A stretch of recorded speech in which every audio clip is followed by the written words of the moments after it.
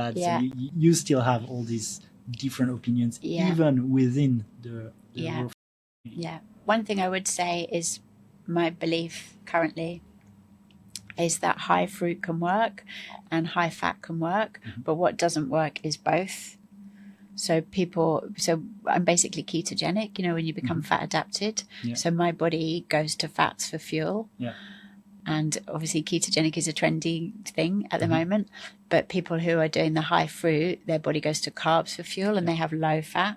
So I think that can work for some people and high fat can work for some people, but having carbs and fat together doesn't work. Okay. Yeah, and that's usually the logic of keto, right? Like 8 years ago, I got a little bit into the keto thing, and it's like, oh, you have to have max, 50 grams of carbs, or you slip out of ketosis, and then you feel really bad. Exactly. Because you're not in ketosis, but you're having all these fats. Exactly. So you have to do it fully. On exactly. So much. Yeah. So what do you eat at the moment, typically in a day? Well, today, I hydrate a lot. So I start with water with MSM. MSM is naturally derived sulfur. It's good for the joints. For us old folks that have creaky bones in the morning. I don't have creaky bones because I have my MSM. And then I have some fruit. So obviously here in Bali, we have an amazing array of fruit. But yeah, I'll always try and make it sure it's local and seasonal and organic. So yeah, whatever is on offer in terms of fruit, but not a lot. Like, what did I have today? I had some rambutan today. Yesterday I had one dragon fruit. If I'm in England, I might have a couple of apples or a pear.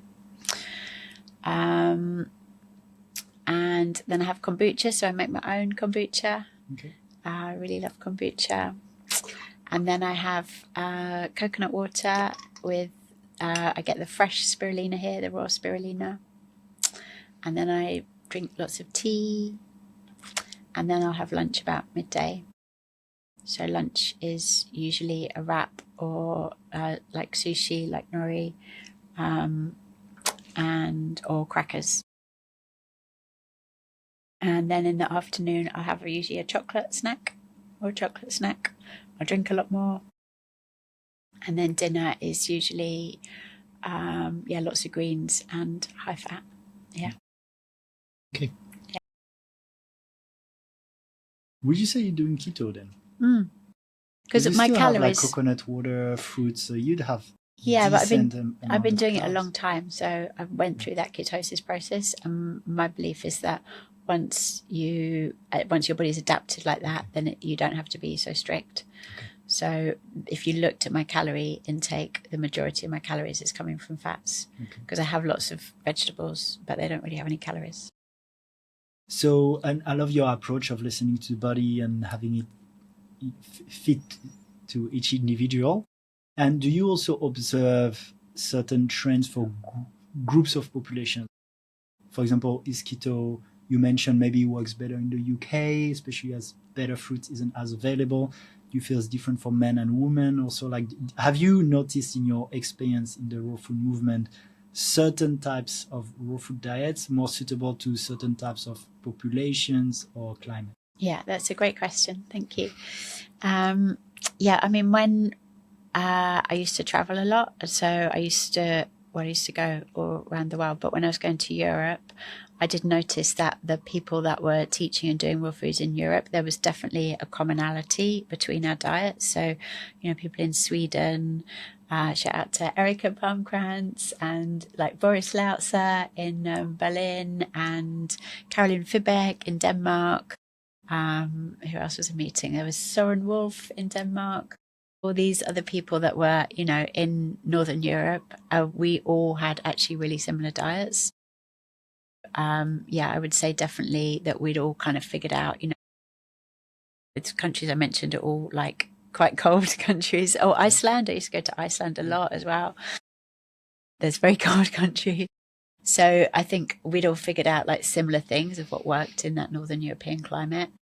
And that's what I'm saying, is a lot of the information of the people that were like making the videos and writing the books and popularizing it were coming out of California, which is a very different climate. So I think, yeah, definitely in Northern Europe, most people had a similar approach to me. And then I also really strongly believe that women need more fats because they're the hormone transporters. And so for our hormonal balance, it's really important to get fats for women. So, yeah. More fats for women. Yeah. Yeah,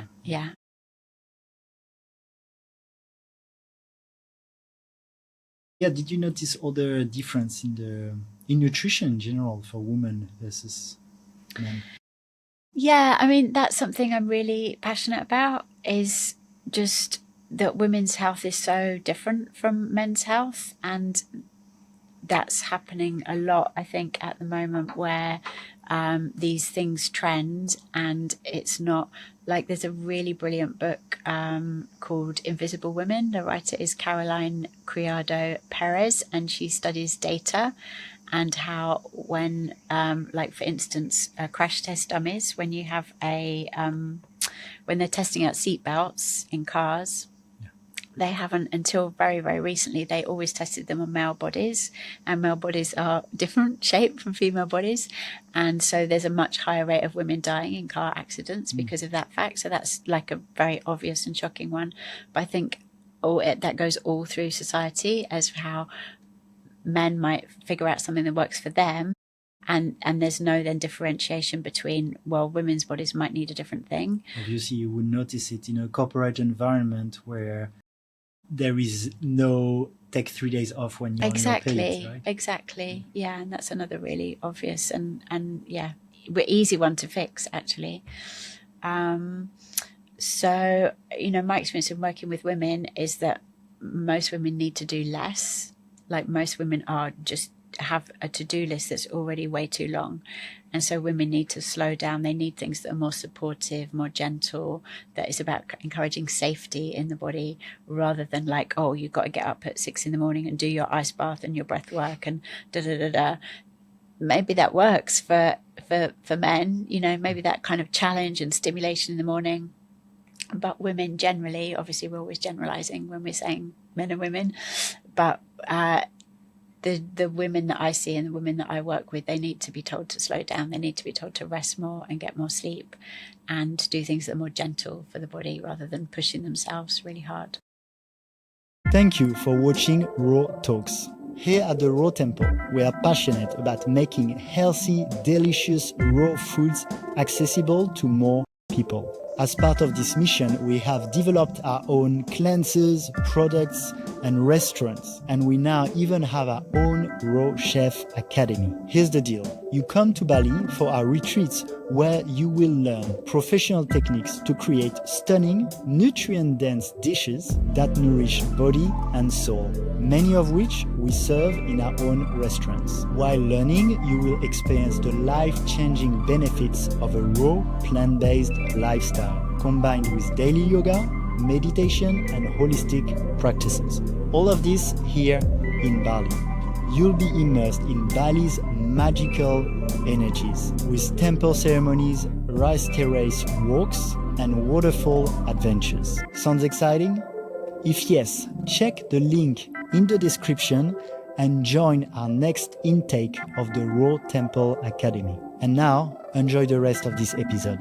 Maybe also in the food, for example, you mentioned the afternoon you're having chocolate. That's also food for the soul, right? Yeah, absolutely, yeah. Balancing the restrictive, I should get that or I shouldn't get that, based on the nutrition, and this might be, I don't know, pesticide or carcinogens or this or that. Yeah. But sometimes if something feels really good and it's comfort food, can be a good thing. Yeah, if it's healthy comfort food, absolutely, yeah.